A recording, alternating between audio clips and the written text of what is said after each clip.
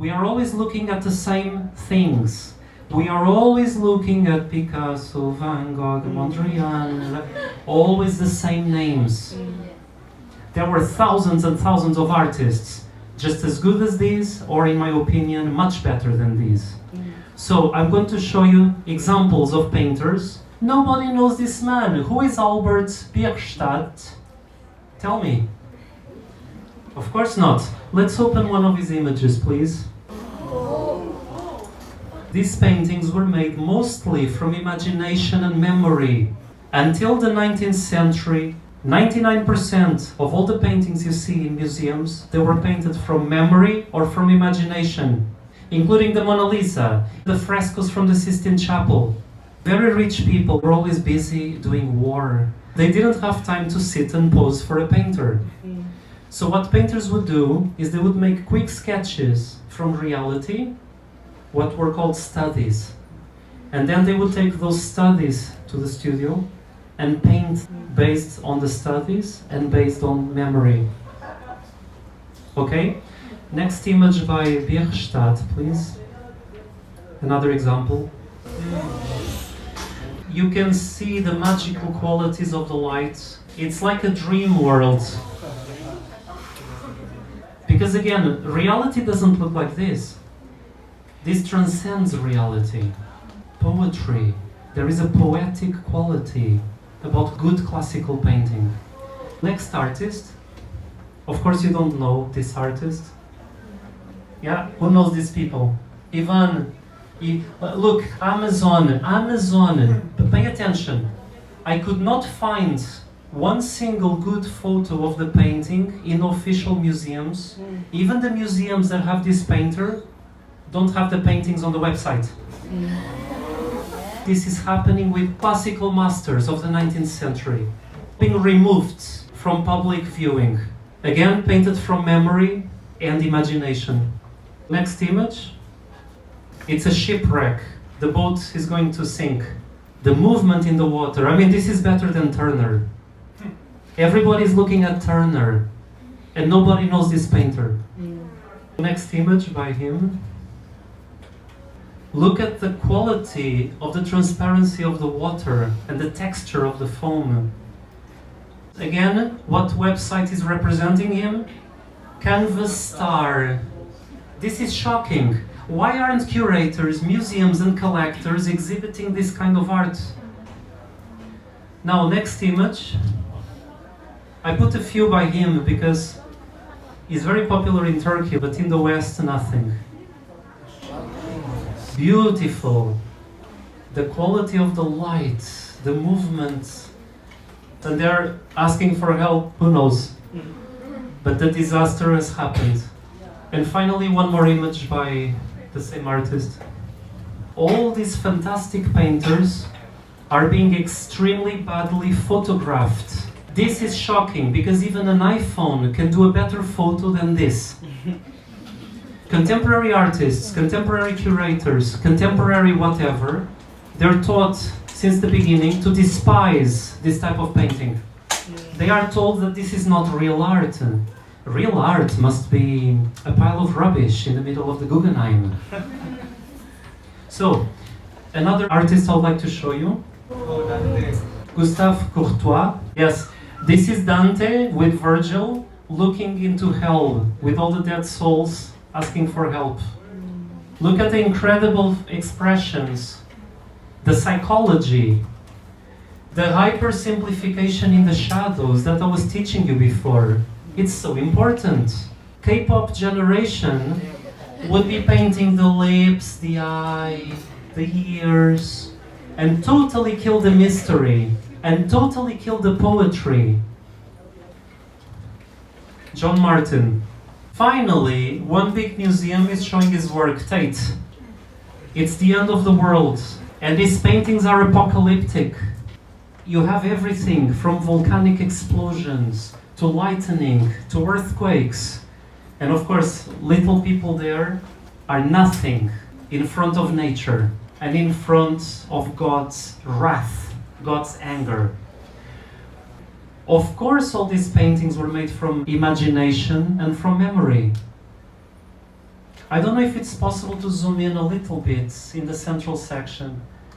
All the rocks, all the textures, all the beautiful reflections of colors, all painted from imagination and memory.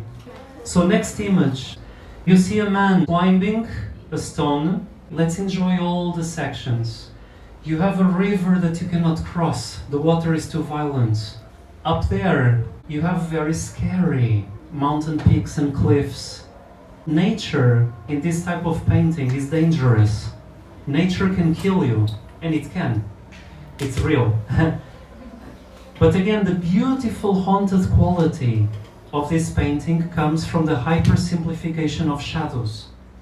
All the shadows in this painting, they're practically flat. And that simplification creates the mystery. So one more image. It's a biblical story. The destruction of Sodom and Gomorrah that comes in the Bible, and maybe the Quran speaks about it. Yeah. The incredible quality of the fire, the destruction of the buildings. Can we zoom in there if you click yes? Classical art is much more than just copying. It transcends that. This man running in the lava is going to die, of course, but he's still trying to escape. He has no chances, he's going to die. The composition is divided by the lightning that is pointing to that man. You must learn the art of composition. Composition is how to put things so they direct your attention to the places you want them to go. I wish this lecture was 2 hours. This painting I'm showing you now, this is before the Bach course. The Sleep of Endymion. Do you know the Greek story of Endymion? No? So I will tell you a story. Endymion was the most handsome man in the world. He was so handsome that the goddess Moon, she fell in love with him. Selene, she was attracted to him. So the Moon didn't know what to do because she wanted him, but at the same time he's immortal, he's going to die. What did the Moon do? She put a spell on Endymion. So he falls asleep until eternity. And in his sleep he doesn't age. He stays forever with his looks. Because the goddess of the moon is very shy, she's very prudish, she's conservative. During the day, she hides the body of Endymion with the trees. During the night, when the moon comes out, without anyone seeing, she sends the wind Zephyrus, which is this boy with wings, and the wind opens the branches of the trees so that the light of the moon can come and kiss Endymion. Alright, so this is the sleep of Endymion. If you could zoom in into this section, the quality of the light, again, it's the poetry of the light. And this was painted by an artist that was maybe 21 or 22 years old when he did this painting, because it's classical technique, of course.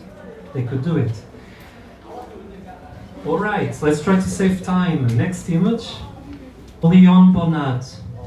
In my opinion, is one of the best painters in history to represent anatomy. If you could please zoom into the feet. Thank you. I find it absolutely shocking that there isn't one single good photo of this masterpiece. All the photographs I find, they're really bad. I saw the original. The original painting is spectacular. The photos never do justice. Even an iPhone could do better picture than this. Some of the best paintings in human history. Next painting by Bonnat. Look at the anatomy. In good paintings like this, you can even feel the different textures. Sometimes the skin is very soft. The bone is very hard. Bonnat is another amazing example of good classical painting. Nobody knows him. Nobody knows any of the artists I've been showing you because you keep looking at the same names always and always again. You are always served the same food, and you keep eating it. It's kopi susu every day, kopi susu, which is my favorite coffee, by the way. I'm having kopi susu every day.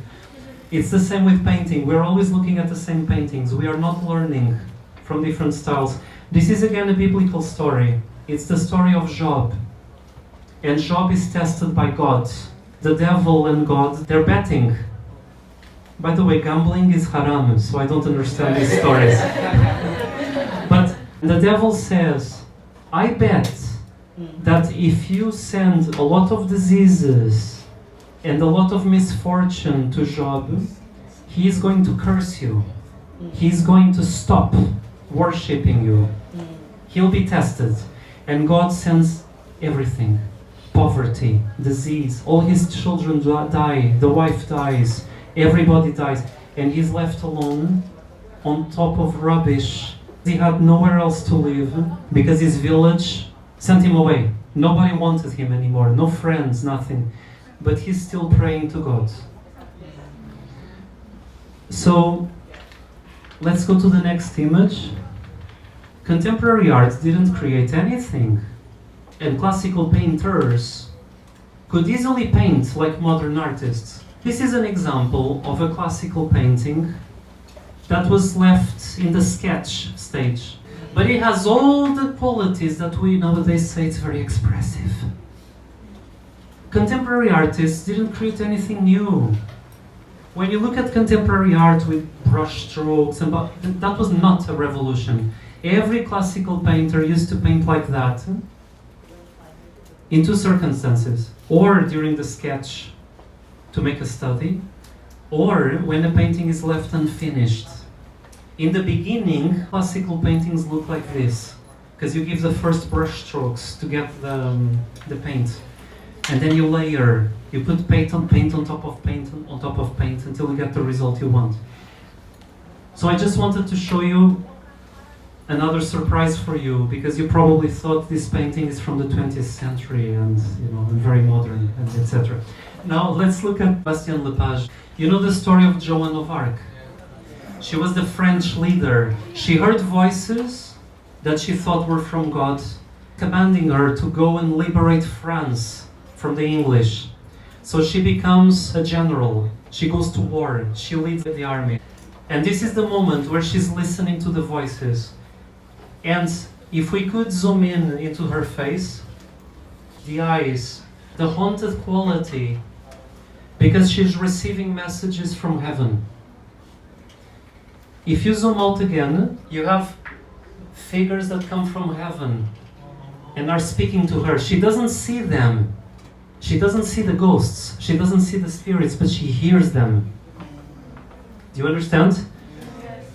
I could speak about this painting for another hour, but no. Next image, please. Next. If we go down into the feet, obviously these shoes are too big for the child. What I want to tell you, and I'm almost concluding this lecture, I will tell you what I want to say, but with the next painter. If you could show me the next 3 images, and then I'll make a conclusion. But remember those boots. Bouguereau. That's again Dante and Virgil in hell, observing the souls fighting.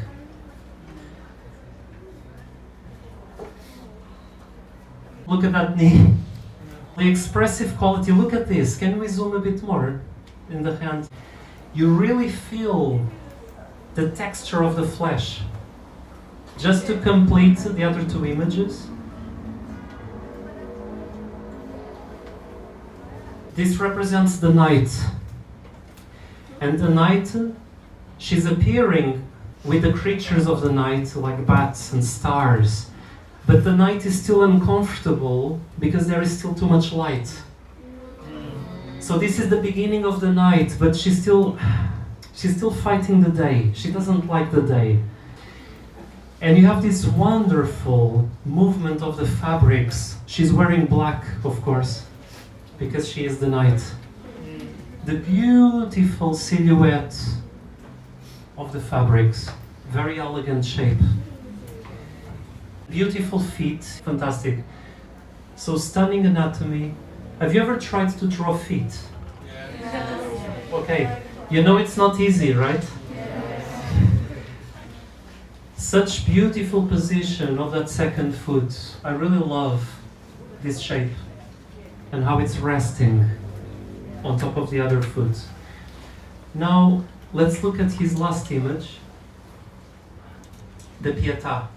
And we can zoom in, please. The spectacular facial expressions. The facial expressions, I really want you to think of the psychology. They all have a soul. They all look like they're alive. Most contemporary art paintings, they look dead. They look like silicone people, plastic people, because that's what we are becoming, unfortunately. But you look at 19th century paintings, they're so human. They're so psychologically charged. The expressions. Let's make a summary. Remember the boots. I just want to say one thing. Classical painting, if there is one thing that defines classical painting, is that it touches all the strings that constitute everything that it means to be human. Imagine a musical instrument that has different strings, you know, do, re, mi, fa, sol, la, si, do. A, B, C, D, E, F, depends on your system. Classical art touches everything. So, let me explain. It has to be aesthetically sublime, beautiful. Ugly, it's irrelevant in classical art. It has to be aesthetically compelling. It has to be ethically relevant. All the paintings have meanings and symbols, and usually it's about ethics, it's about morality, it's about higher values. That boy with the very big boots, of course it was a critique on poverty and how unfair life is in 19th century France. So, ethically relevant, aesthetically sublime, technically sophisticated, intellectually compelling. Anything you can imagine that makes a person, it's in classical art. Contemporary art, no. Usually they choose just one thing. Or it's just funny, ha ha ha ha ha. Nothing else, but aesthetically zero, technically zero. I mean, most people cannot paint anymore, so the skill is zero. Even a child can do it. Ethically, let's not even talk about that. There's no ethics, it's just a joke, for example. Or, another example, political art. Then it's all about the message, but it's so ugly. And it's so badly painted. And it's so... You got me. Now, in classical arts, and I repeat, and maybe we can zoom out just to look at the whole composition again. You have everything that it means to be human represented in this kind of paintings. For example, they trigger your empathy. You become a more empathetic person because you are feeling the suffering, especially the suffering of the mother of Jesus. The dignified way that she keeps her emotions. She's not crying openly, but of course the tears are coming down her cheeks and the eyes are red. And contrast that with the almost joyful, ecstatic face of Jesus, because he's already in heaven. Do you understand? Human feelings contrasting so powerfully. I want you to look at contemporary art and try to find this. You don't find it. Usually it's a lot of self-portraits by artists, totally obsessed with themselves. Narcissists, you know, they paint themselves, they paint. And when they paint other people, they look like masks or toys. They don't look human. So I am going to conclude today's lecture with this reminder that I see humanity very quickly losing its own humanity. We are all becoming stupefied by our stupid phones. And I mean it. We are really becoming ignorant. Ignorant, blind, deaf, shallow. And in a world where everybody wants to be an instant celebrity just because, for no reason, people are famous just for being famous. They don't create anything important. They're not talented. Zero talent, zero intelligence, but they have millions of followers on Instagram. This is the current state of affairs. And you, as university students, you have a duty, you have the obligation of fighting that back. Because you are meant to be the next wave of intellectuals. Not the next wave of Instagram followers and all that rubbish. So you have the obligation to open your eyes also to the art of the past. You have an obligation to know history of art. You have to understand that even what you are doing nowadays only exists because these people mastered art. Wake up. Thank you very much.